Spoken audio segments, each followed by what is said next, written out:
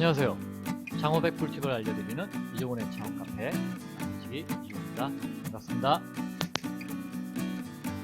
이번 시간에는요, 폐업의 매뉴얼을 준비하셨나요? 라는 주제로 여러분께 말씀드려 보려 합니다.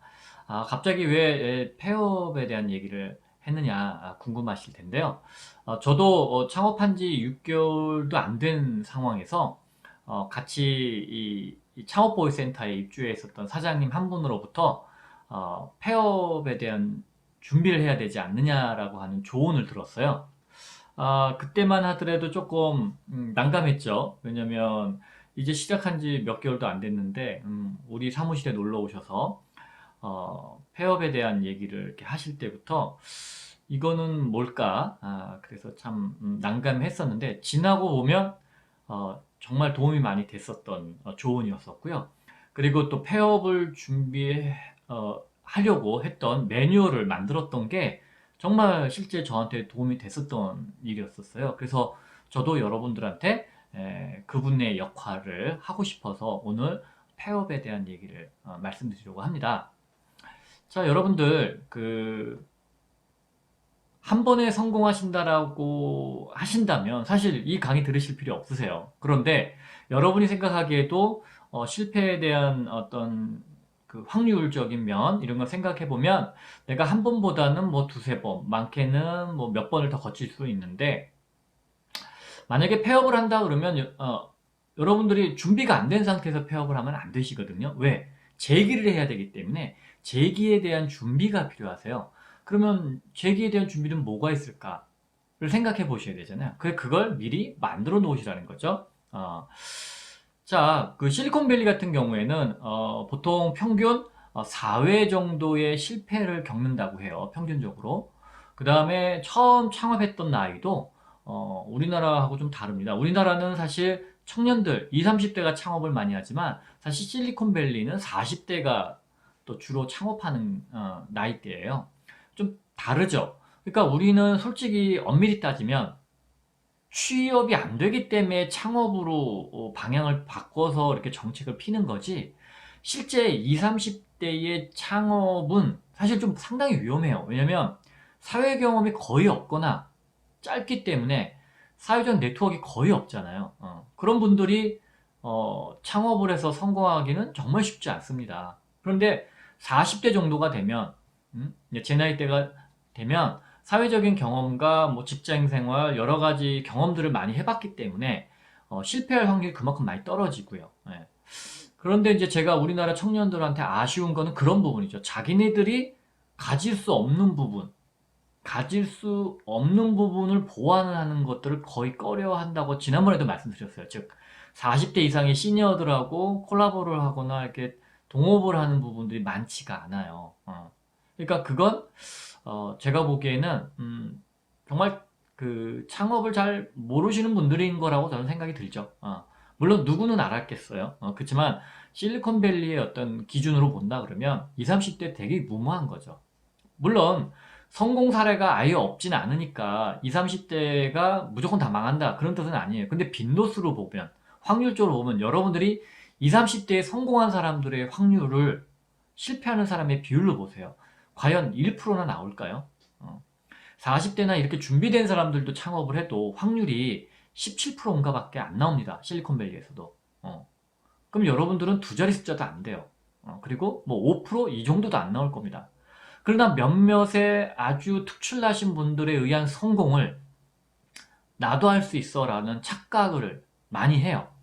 또 그런 분들 보게 되면 뭐 학교라든가 아니면 경력이라든가 되게 누가 봐도 인정할 만한 그런 스펙들을 또 갖고 있어요. 게다가 알려지진 않지만 또 집안의 백그라운드도 나름 역할을 합니다.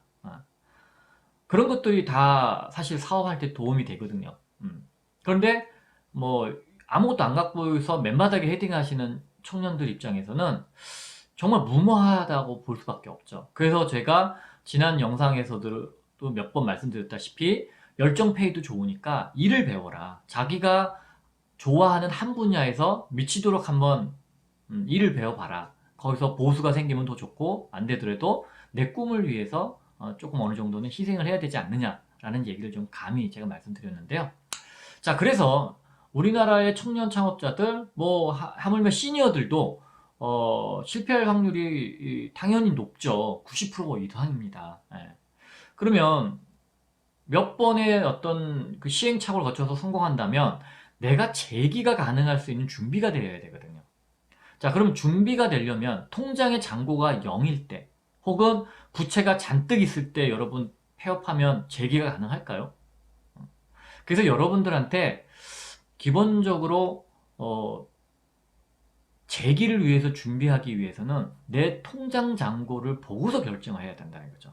통장의 잔고가 0 혹은 마이너스 부채가 잔뜩 쌓였을 때 그때 포기하는 게 아닙니다, 여러분. 내가 재기할 수 있는 무언가의 토대가 있을 때 포기하는 거예요. 제 예를 들면 저는 제 특허를 매각을 통해서 저는 엑싯을 했다고 말씀드렸고요.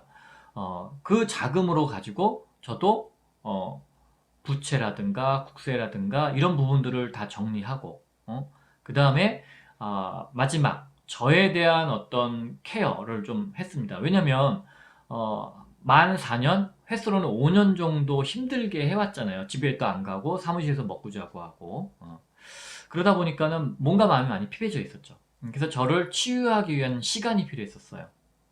그래서 그런 시간에 들어가는 비용도 누가 주진 않잖아요. 회사가 망했는데 뭐 누가 주겠습니까? 그런 걸 생각하면 통장에 잔고가 어느 정도 있을 때 감행하셔야 돼요. 그럼 여러분들이 제일 먼저 정리할 게 뭐다? 국세입니다. 국세는 유효기간이 9,999년이에요. 여러분이 돌아가실 때까지 그 국세는 안 없어집니다. 어떤 이유에서든 안 없어져요. 그럼 여러분들이 정부지원금을 또 받아서 재개한다 쳐요. 재창업이나 이런 프로그램을. 국세가 밀렸어요. 줄까요? 안 줍니다. 예를 들어서 만약에 여러분들이 금융권에 부채가 있어요. 그거는 어느 정도 시효가 있단 말이에요, 여러분. 그게 뭐 개인 파산이나 이런 걸 통하면 뭐 5년 안에도 없어지기도 하고 그 다음에 또 아마 최대 10년인가 그렇게 되면 아마 그 다 없어지는 걸로 알고 있어요. 그렇지만 국세는 안 없어져요. 그 다음에 여러분들이 이제 뭐 직원들한테 급여 체납을 했다든가 4대 보험을 4대 보험도 어느 정도는 될 거예요. 왜냐면 여러분들 직접적으로 뭔가를 위해를 가하거나 뭐 정부 지원을 받는데 그게 제한이 되거나 그러진 않거든요. 여러분들한테 유일하게 완납 증명을 보고 싶어 하는 거는 국세고요. 두 번째는 신용 상태가 불량 상태가 아니면 됩니다. 신용 등급이 낮아도 돼요. 뭐 7등급 이하, 8등급, 9등급, 10등급 상관없어요. 그러나 신용 불량이면 안 돼요. 그러니까 금융권이 어떻게 가는지만 여러분이 체크를 한다면 신용 불량만 막아내시면 국세 내고 신용 불량만 막아내시면 여러분들이 정부 지원을 받는데도 도움이 될 겁니다. 그런 자격만 갖고 있어도. 그런데 여러분들이 준비도 안 된 상태에서 신용 불량으로 가고 국세도 체납이 돼요. 이 두 가지가 다 있으면은 재기불능으로 빠지거든요. 그게 해결될 때까지. 예를 들어서 금융이야 뭐 시간이 가면 없어진다고 쳐도 국세는요. 국세는 9,999년이라고 말씀드렸잖아요. 그래서 여러분들이 항상 내가 어느 때 접는다 치면 무엇을 해결해야 되는지를 미리 리스트업을 항상 해놓고 그걸 보셔야 돼요. 즉 여러분이 전쟁을 한다고 쳐요. 우리 여러분들 전쟁하면 장군이 언제쯤 후퇴할 것 같아요? 뭐 말 그대로 전멸했을 때 후퇴할까요? 아니면은 군사가 한 50% 소실됐을 때 후퇴할까요? 네. 전쟁론에 의하면은 20% 타격을 받을 때 후퇴한다고 합니다. 그러니까 상대방하고 1대1로 붙거나 0.8대 1로 붙어도 80%만 있어도 충분히 싸울 수 있다는 거예요. 하물며 여러분 평지에서는 5대1도 전쟁 가능해요. 물론 성이나 이런데 어떤 지형지물을 이용한다 그러면은 10배의 어떤 병력을 갖지 않으면은 이기기 쉽진 않지만 평지에서는 5대1도 전쟁에서 이기는 경우가 있어요. 그건 뭐 여러 가지 전략을 좀 써야겠지만. 그런데 여러분들이 재기하려고 할 때 최소한의 비용 그리고 여러분들이 지친 몸과 마음을 케어하는 데의 비용 이런 걸 고려해서 내가 어느 시점에는 놔야겠다. 이 아이템을 더 이상 진행하면 안 된다라고 하는 냉정한 결단을 내려야 될 시점이 필요하거든요. 그 시점은 결국은 통장 잔고와 내가 정리해야 될 비용들, 그거에서 결정이 날 겁니다. 그래서 여러분들이 평상시에 폐업 매뉴얼을 만들어 놓으시고 그 절차대로, 그리고 왜 그 절차라는 건 뭐냐면 금액들을 늘 체크하고 있어야 되거든요. 내가 부채가 얼마고 내가 미지급된 급여가 얼마고 국세가 얼마 밀려있는, 이걸 보고 통장 잔고가 비교해서 결정을 하셔야 됩니다. 그래서 이 얘기를 드리는 말씀은 뭐냐면 기분 나쁘게 듣지 마시고요. 저도 그 당시에 기분은 나빴는데, 그래도 여러분들이 재기를 만약에 한두 번을 통해서 성공의 길을 간다 그러면 반드시 실패의 매뉴얼은 만드셔야 됩니다. 이 점을 말씀드리고 싶습니다. 자, 그래서 오늘 말씀드렸던 내용을 정리해보면, 재기를 원한다면 절차 있는 후퇴가 필요하고요. 그 이유는 보통 실리콘밸리에 성공한 사람들의 평균 실패 횟수는 4회고요. 첫 창업 때는 40대래요. 그러니까 말씀드렸던 대로 뭐 20대 분들은 뭐 앞으로 시간이 더 여유가 있는 거죠. 스트레스도 아직 이 정도는 남아 있으니까 한 번에 성공한다는 생각 빨리 버리시고 실패도 과감하게 받아들여야 되는데, 통장에 0이면 부담, 그렇죠? 그래서 여러분들이 해결해야 될 게 국세, 지방세, 4대보, 체납급여들, 그 다음에 금융권 부채 등등이 있죠. 이 중에서 제일 우선순위가 되는 건 아무래도 국세입니다. 이건 안 없어져요. 그래서 제가 주장하는 게 폐업의 매뉴얼을 만들자. 그 매뉴얼은 이거예요. 이것들을 어떻게 정리하고 내가 통장 잔고가 얼마 있을 때 이런 일들을 해야 되는지, 그리고 어떻게 후퇴하고, 그 다음은 뭐다? 정말 힐링 좀 필요하실 거예요. 저는 바로 창업하시는 것보다 여러분에 대한 어떤 정신적, 육체적인 그런 어떤 힐링이 좀 필요할 거라고 보고 있습니다. 자, 여기까지 궁금하신 점 있으시면 메일 주시고요. 경기도에 계시는 분들, 예비 창업자분들, 여기다가 신청하시면 됩니다. 그 다음에, 수몽도 있고요. 자, 오늘도,